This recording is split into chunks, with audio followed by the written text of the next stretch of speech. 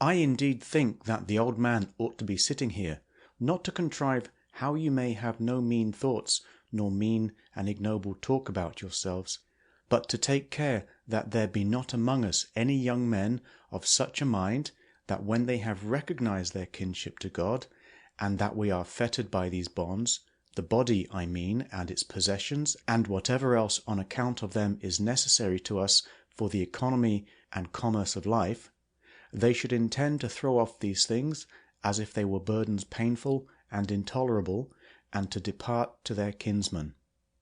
But this is the labour that your teacher and instructor ought to be employed upon, if he really were what he should be. You should come to him and say, Epictetus, we can no longer endure being bound to this poor body, and feeding it, and giving it drink, and rest, and cleaning it, and for the sake of the body complying with the wishes of these and those.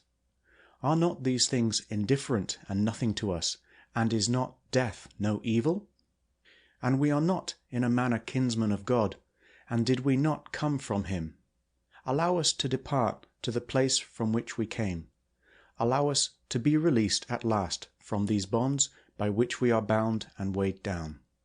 Here there are robbers and thieves and courts of justice, and those who are named tyrants, and think that they have some power over us by means of the body and its possessions.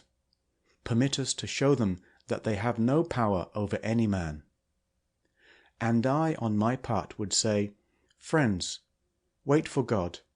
When he shall give the signal and release you from this service, then go to him. But for the present endure to dwell in this place where he has put you. Short indeed is the time of your dwelling here, and easy to bear for those who are so disposed. For what tyrant, or what thief, or what courts of justice are formidable to those who have thus considered as things of no value the body and the possessions of the body? Wait then, do not depart without a reason.